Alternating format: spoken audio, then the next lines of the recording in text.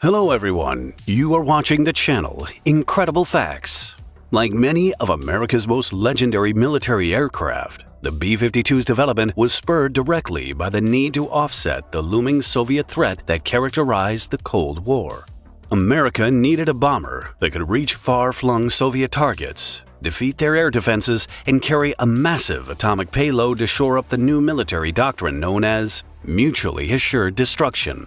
So it makes sense that the first design iteration of what would become the B-52 bore a striking resemblance to the Soviets' long-range bomber, the Tupolev Tu-95 Bear.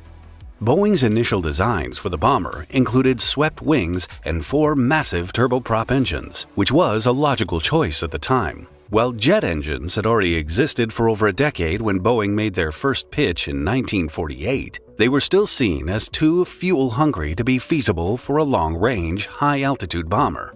However, Boeing's pitch was received by then 32-year-old Colonel Pete Worden, and he was an enthusiastic fan of turbojet technology. The MIT-educated engineer and Army officer was already aware of Pratt & Whitney's work on the J-57 turbojet engine, which would prove to be far more efficient than any other jets of the day.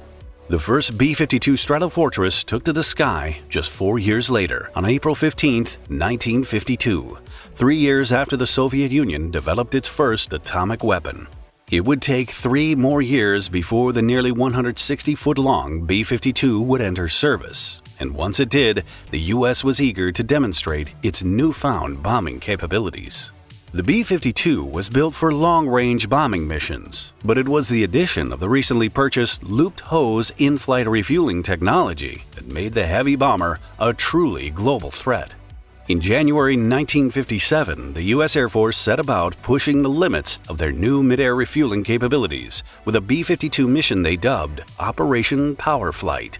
At the time, the U.S. Air Force characterized the mission as, by far, the most colorful and perhaps the most important of all peacetime operations ever undertaken by the United States Air Force. But Lieutenant Colonel James H. Morris, the man who commanded the 3-bomber mission, had already set records at the stick of a B-52, including leading an 8-bomber mission around the perimeter of North America without stopping to refuel. Operation Power Flight wanted to prove 3 things: America's ability to mount global bomber operations, the B-52's ability to deploy nuclear weapons at long ranges, think Soviet Union, and the plane's ability to safely complete missions, assuaging concerns about the B-52's continued operation. Of the 5 B-52s that took off on January 16, 1957 for Operation Power Flight, 2 would be forced to divert due to mechanical issues. The remaining 3, however, conducted a simulated bombing run over Malaya, a British territory on the island of Singapore, before headed across the Pacific toward California. On January 18, 1957, all 3 of the remaining B-52s landed at March Air Force Base.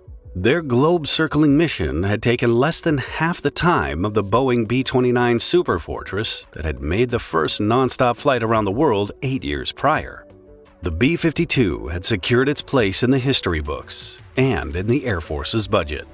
Unlike a number of more modern bombers, the B-52's massive airframe allowed for weapons and electronics that hadn't even been invented yet.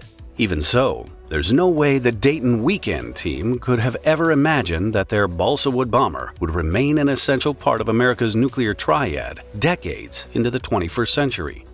For a time, the B-52's role was seen as a low-altitude penetration bomber, coming in for bombing runs at just 400 feet above the ground to avoid rapidly developing air defense systems. Eventually, the B-52's subsonic top speed made it too slow for highly contested airspace.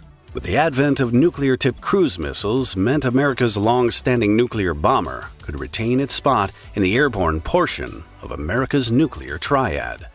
Throughout the 1960s, B-52s carrying nuclear weapons under the banner of America's Strategic Air Command were airborne 24 hours a day, circling just outside of Soviet airspace to provide an immediate nuclear response to a Soviet attack. Although these bombers were never called upon to deploy their nukes, an accident during refueling in 1966 caused a B-52 to go down with 4 Mark 28 nuclear weapons on board. 3 of the damaged bombs were recovered near the Spanish village of Palomares, but it took 11 weeks for a massive Navy search effort to find the fourth on the seafloor. Today, the B-52 is the only jet in active service to run 8 powerful Pratt & Whitney turbofan jet engines, which allow the mighty Buff to carry 70,000 pounds of ordnance, an astonishing 8,800 miles, without refueling. It's also found use outside the nuclear realm, thanks to its payload and loitering capabilities. B-52s are used not only in nuclear missions, but for precision bombing and close air support missions thanks to its deep weapons magazine and upgraded flight systems. B-52s have participated in combat operations throughout the global war on terror, including bombing runs over Afghanistan during Operation Enduring Freedom and air support missions during Operation Iraqi Freedom. A B-52A, named the High and Mighty One, and a B-52B, named Balls 8, served NASA as a test platform for its X-15 experimental hypersonic aircraft. In recent years, upgrades to the B-52's internal weapons bays now allow it to carry advanced Joint Direct Attack munitions and Joint Air-to-Surface Standoff missiles internally, as well as on external pylons, alongside a bevy of other munitions options. All told, recent upgrades have produced a 66% increase in the B-52's payload capabilities, helping to ensure the aircraft remains a workhorse for decades to come. In 2015, the Pentagon awarded Northrop Grumman a contract to develop America's next long-range heavy payload bomber.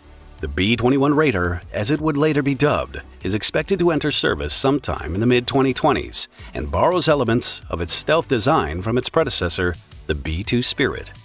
America's only supersonic heavy payload bomber, the B-1B Lancer, is also expected to be put out to pasture in favor of the forthcoming B-21. But the long-standing nuclear workhorse Boeing B-52 Stratofortress is notably absent from the Air Force's pending retirement list. In fact, 2 B-52s have actually been pulled back into service after they were retired, once in 2015 and again last May. It now appears that the venerable B-52 will remain flying years after the last B-2 Spirit or B-1B Lancer have flown off into the sunset.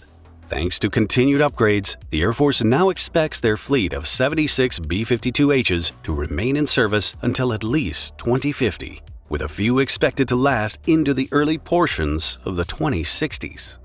In order to sustain combat operations as it approaches the century mark, the B-52 will need a slew of new technologies and upgrades, and the Air Force has already set about installing new cockpit displays, active electronically scanned array or AESA radar that allows it to spot targets on the ground, and secure data links that make the mighty Buff a bomber and a valuable aerial reconnaissance asset. In the coming years, the Boeing B-52 Stratofortress is expected to carry some of America's most advanced weapon systems, including some of the first operational hypersonic missiles. Hypersonic weapons are capable of traveling at sustained speeds in excess of Mach 5, making them all but indefensible with the most modern of air defense systems.